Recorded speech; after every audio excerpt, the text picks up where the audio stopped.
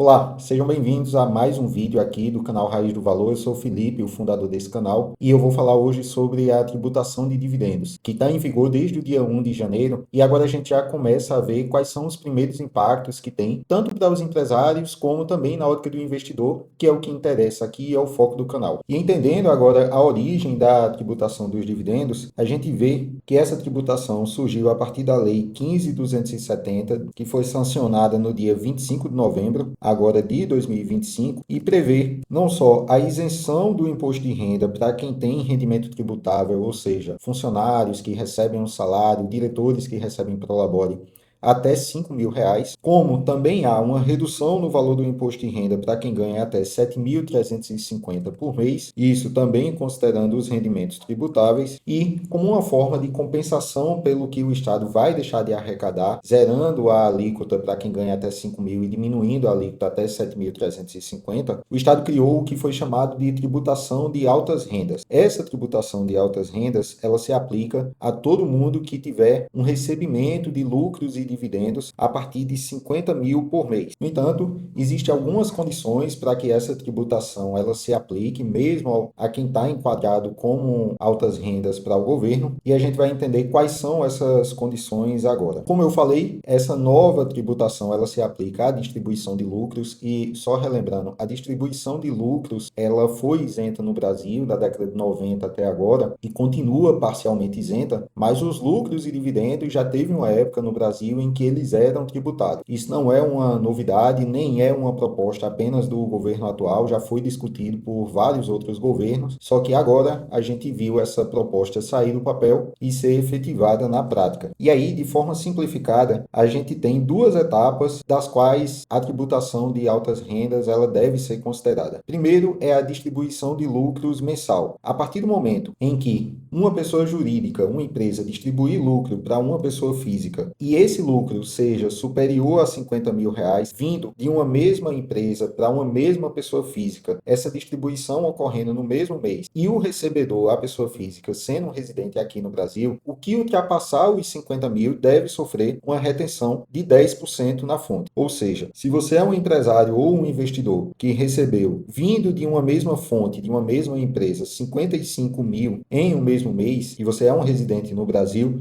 você vai ter uma retenção na fonte de 10% que ultrapassou os 50 mil. Então, como que ultrapassou foi 5 mil, você vai sofrer uma retenção na fonte de R$ 500. E aí o prazo para pagamento desse imposto retido vai ser até o último dia útil do mês seguinte, com o DARF código 1841. E aqui a gente vê o primeiro aspecto dessa tributação de dividendos, que é o imposto retido na fonte. No entanto, ele não é o único, uma vez que, ao final do ano de 2026 e dos anos seguintes, se a lei não for alterada, a gente tem a declaração de ajuste anual do imposto de renda, a declaração do imposto de renda pessoa física. E nessa declaração de ajuste anual é quando vai ser feita a comparação entre tudo que você recebeu de rendimentos isentos e o que você já antecipou de imposto via retenção na fonte, se é que você já antecipou alguma coisa. Só para exemplificar, vamos considerar aqui um investidor A que recebeu das empresas X, Y e Z o total de 30 mil por mês, fruto de uma distribuição de dividendos dessa empresa. Já o investidor B recebeu dessas mesmas empresas um total de 55 mil para a empresa X por mês, zero para a empresa Y e zero para a empresa Z. Então a gente tem uma renda anual do investidor A de 1.080.000, no entanto, uma retenção na fonte do imposto que foi de zero, uma vez que cada uma dessas empresas que distribuiu lucro para o investidor A ficou abaixo dos 50 mil mensal. Já para o investidor B, mesmo tendo um rendimento anual menor do que o investidor A, totalizando 660 mil por ano, ele teve uma retenção na fonte que foi de R$ 500 por mês, totalizando ao ano 6 mil de imposto já pago ao governo. No entanto, na declaração de ajuste anual é quando a gente faz o comparativo entre o total das rendas isentas recebidas, fruto de distribuição de dividendos, e o que já foi retido de imposto. E nesse caso, a gente tem uma alíquota que sai de 0% para quando o empresário ou o investidor recebe até 600 mil por ano, até uma alíquota máxima de 10% para quando esses dividendos são da casa de 1.200.000 por ano ou mais. Então, na declaração de ajuste anual, o investidor A que teve um rendimento isento maior vai ter uma alíquota de imposto imposto a pagar superior ao do investidor B, e para esse exemplo aqui vai ser na casa de 8%, enquanto para o investidor B a alíquota vai ser de 1%, sendo que ele já teve esse valor retido na fonte ao longo do ano, ou seja, na declaração anual de imposto de renda, o investidor B não vai precisar pagar nada, enquanto o investidor A vai precisar pagar a alíquota de 8% referente aos dividendos recebidos ao longo do ano. Então perceba que são dois aspectos e dois momentos em que a gente tem que avaliar o recebimento de dividendos. O primeiro é a origem de quem lhe pagou numa periodicidade mensal, que caso ultrapasse os 50 mil, precisa da retenção de 10% sobre o que ultrapassar. E a segunda é quando a gente acumula todos os rendimentos isentos que você recebeu ao longo de todos os meses, de todas as fontes pagadoras, que se superar 600 mil, vai ter uma alíquota progressiva saindo de 0 até 10%, com 1.200.000 por ano, e caso o valor que você tenha recebido fruto de dividendos e distribuição de lucro seja maior do que isso, a alíquota permanece em 10%. E aí a gente também tem aqui o que está excluído, ou seja, o que não entra para a base de cálculos desse imposto, o que não é considerado uma distribuição de lucros nem recebimento de dividendos. Basicamente, são aqueles investimentos tributados ou não na fonte que já tinha a sua regulamentação definida. Então, o CDB, que é tributado na fonte de maneira definitiva, rendimentos isentos como LCI, LCA, CRI, CRA,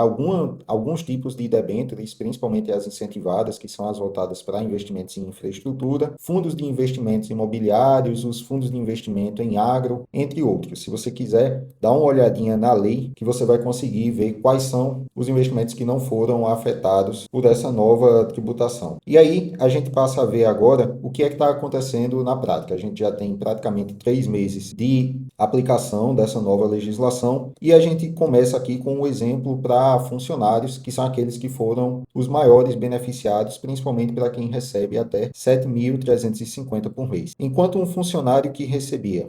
5 mil por mês pagava um imposto de renda retido na fonte, ou seja, o que era descontado mensalmente na folha de pagamento de R$ 328,35, esse novo valor do IR foi para R$ 0. Para quem recebe, por exemplo, R$ 6.500 por mês de salário ou prolabore, enfim, os rendimentos tributáveis, o imposto pago mensalmente era de R$ 683,10 e agora, com a nova legislação, o imposto passou a ser de R$ 569,92. Já para quem ganha R$ 7.350, o antigo imposto de renda era de R$ 884,13 retido mensalmente. Já o novo imposto de renda permanece no mesmo valor e o mesmo se aplica para quem ganha além dos 7.350. Já para os empresários que fazem a distribuição de lucro das suas empresas, e aqui eu falo principalmente dos micro e pequenos empresários, o que a gente vê na mudança do operacional das empresas é que passaram a ter distribuição de maneira mais recorrente, ou seja, as distribuições que antes poderiam ser acumuladas de um mês para o outro ou até trimestralmente, passou a ser dividida de uma maneira mais regular mensalmente, e isso para respeitar o limite dos 50 mil por mês, advindo de uma mesma fonte pagadora, ou seja, advindo de uma mesma empresa. A gente também tem o uso desse capital mais dentro da empresa, diminuindo o total que é distribuído. Então, se antes tinha algum empresário que fazia uma viagem corporativa e ele distribuía esse valor e pagava os gastos dessa viagem através da sua pessoa física, esse gasto passou a ser feito como já deveria ser dentro da pessoa jurídica, uma vez que se trata de um gasto empresarial.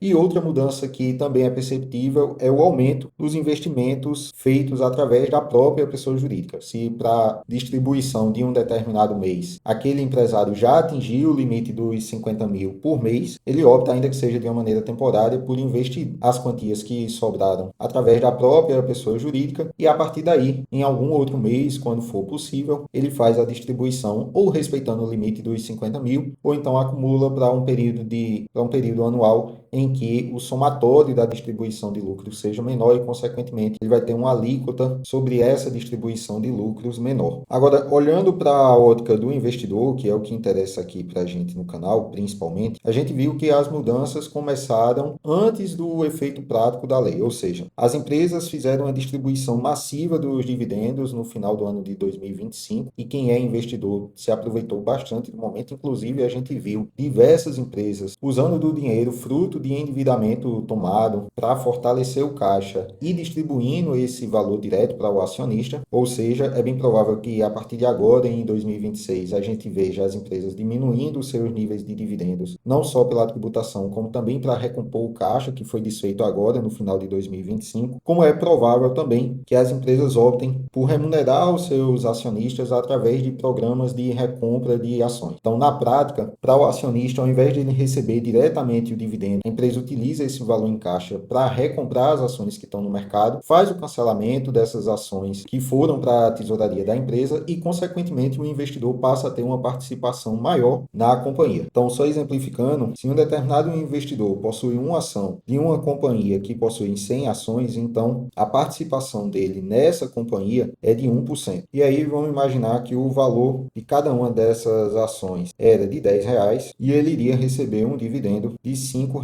por ação. No entanto, a empresa, ao invés de distribuir esses dividendos, que seriam da ordem de R$ 500, o total a ser pago a todos os acionistas, ela utiliza essa quantia para recomprar as ações em mercado e posteriormente cancelar. Ou seja, essa empresa vai conseguir recomprar 50 ações, que com o futuro cancelamento vai fazer com que ela passe a ter, ao invés das 100 ações, 50, e consequentemente o investidor que iria receber 50% do saldo investido na empresa através de dividendos, ele dobra a sua participação, uma vez que ele vai ter uma ação de um total de 50 e não mais uma ação de um total de 100. Então, para o investidor, na prática, não é exatamente a mesma coisa, porque ele não recebe aquele fluxo de caixa para que ele decida o que ele vai fazer com aquela quantia, mas ele ainda é remunerado de uma maneira proporcional, uma vez que ele aumenta a participação dele no capital da empresa. A gente também tem visto, e provavelmente vai se intensificar, a preferência desses investidores por ativos que façam diferimento do imposto de renda, ou seja, posterguem o pagamento, como é o caso dos fundos de investimento em ações e os ETFs. Então, imagina que antes, principalmente para o caso dos ETFs, os investidores tinham uma preferência por investir diretamente em ações, aquelas boas pagadoras de dividendos, porque esse rendimento era isento, uma vez que um ETF de dividendos tem a sua tributação toda vez que o investidor sacar da ordem de 15%. E já agora o jogo virou. Uma vez que o investidor não precisa sacar, ele pode fazer esse investimento através de ETFs, porque ele tem um efeito nos juros compostos aí para o longo prazo, que vai ser benéfico para quem está investindo, e até o momento do resgate ele consegue se livrar dessa nova tributação dos dividendos. E o que já não é uma novidade, os juros sobre capital próprio, quando forem eficientes tributariamente para as empresas, e agora é provável que eles passem a ter um maior grau de eficiência, dado que os dividendos são tributados, é muito provável que a gente veja uma incidência cada vez maior de juros sobre capital próprio sendo pagos em detrimento dos dividendos. E não custa a gente lembrar que para a maior parte dos investidores na pessoa física, eles não vão ser atingidos. Imagine, por exemplo, de um investidor que tem uma carteira voltada para os dividendos que paga em média um yield de 6% ao ano. Isso significa que para que esse investidor seja afetado por essa nova tributação em um cálculo teórico, ele teria que ter um patrimônio de aproximadamente 10 milhões investidos nessa carteira de dividendos. Isso representaria 600 mil distribuídos ao longo do ano,